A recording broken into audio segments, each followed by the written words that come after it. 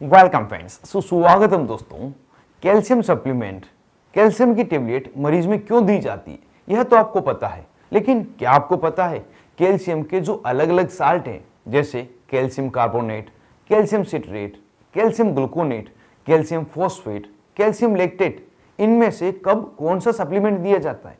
इन सभी calcium supplement में क्या क्या अंतर है?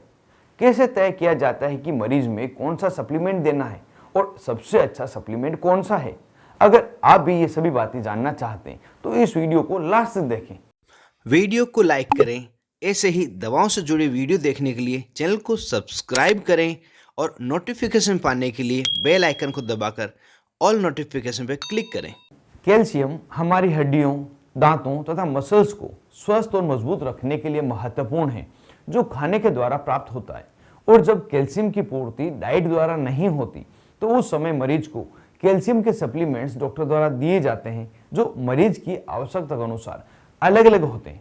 सामान्यतः 19 वर्ष से 50 वर्ष के व्यक्ति में 1000 मिलीग्राम और 50 वर्ष की उम्र से ज्यादा व्यक्ति में 1200 मिलीग्राम कैल्शियम प्रतिदिन दिया जाता है, जिसमें महिला और पुरुष दोनों ही शामिल है। कौन सा कैल्शियम साल्ट मरीज को दिया जाना चाहिए? यह एलिमेंट कैल्शियम के परसेंटेज, कैल्शियम साल्ट के एब्जॉर्प्शन तथा मरीज को कौन सी दवाइयां चल रही है इस पर निर्भर करता है। एलिमेंट कैल्शियम की बात करें तो सबसे ज्यादा एलिमेंट कैल्शियम कैल्शियम कार्बोनेट में होता है, जो है 40%। ऐसे ही कैल्शियम फॉस्फेट में 40%, कैल्शियम सिट्रेट में 21%, कैल्शियम लैक्टेट में 13% तथा कैल्शियम ग्लूकोनेट में 9% एलिमेंट कैल्शियम होता है। अब हो सकता है आपको एलिमेंट कैल्शियम नाम सुनकर थोड़ा कंफ्यूजन हुआ हो। तो एलिमेंट कैल्शियम का मतलब है मूल कैल्शियम टेबलेट में कितना मिलाया गया है, जो हमारी बॉडी द्वारा एब्जॉर्ब किया जाएगा। अब बात आती है कैल्शियम के एब्जॉर्प्शन की। तो कैल्शियम का कोई भी साल्ट क्यों ना हो, उसके एब्जॉर्प्शन में सबसे प्रमुख भूमिका विटामिन D3 की होती है। इसी कारण से आपने देखा होगा कि कैल्शियम की कोई भी टेबलेट हो, साथ में विटामिन D3 मिलाया जाता है। सामान्यतः व्यक्ति में प्रतिदिन 200 IU विटामिन D3 की आवश्यकता होती है, और जब व्यक्ति में कोई कैल्शियम सप्लीमेंट दिया जाता है तो उस समय 600 IU विटामिन D की आवश्यकता होती है, जिसको कैलकुलेट करके ही कैल्शियम सप्लीमेंट मरीज को दिए जाते हैं। एब्जॉर्प्शन के लिए रिसेंट डाटा से पता चला है कि कैल्शियम सिट्रेट को खाली पेट देने पर इसका एब्जॉर्प्शन कैल्शियम कार्बोनेट के मुकाबले 27% ज्यादा होता है, और खाने के बाद देने पर 22% ज्यादा होता है। साथ ही मरीज में यदि किसी प्रकार की एंटासिड दवा चल रही हो, चाहे वो H2 एंटीहिस्टामिन जैसे रेनिटिडिन, सिमेटिडिन हो, या PPI प्रोटॉन पंप इनहिबिटर जिसमें पेंटाप्राजोल, रेबिप्राजोल हो, या एंटासिड सिरप डाइजीन हो, तो कैल्शियम सिट्रेट साल्ट का एब्जॉर्प्शन डिस्टर्ब नहीं होता।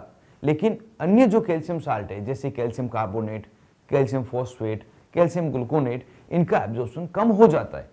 इसी कारण से मरीज को कौन सी दवा चल रही है तथा मरीज के स्टोमक के एसिड का सेक्रेशन कितना है, इसके अनुसार ही कैल्शियम का कौन सा साल्ट दिया जाना है, यह डॉक्टर द्वारा तय किया जाता है। अगर इन कैल्शियम साल्ट में सबसे अच्छे तथा सबसे ज्यादा दिए जाने वाले साल्ट की बात करें तो वह है कैल्शियम कार्बोनेट साल्ट। इसी कारण से ज्यादातर डॉक्टर मरीज में calcium carbonate with vitamin D3 combination की टेबलेट देते हैं।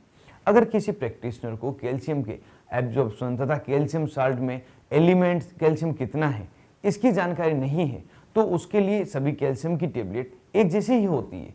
इसी कारण से आपको यह जानकारी होना आवश्यक है कि कब कौन सा कैल्शियम सप्लीमेंट दिया जाना चाहिए। उम्मीद करता हूं इस वीडियो में आप यह जान पाए होंगे। आज के इस वीडियो में बस इतना ही। ऐसे ही दवाओं से जुड़े हुए महत्वपूर्ण वीडियो देखने के लिए चैनल को सब्सक्राइब करें और बेल आइकन को भी दबाएं।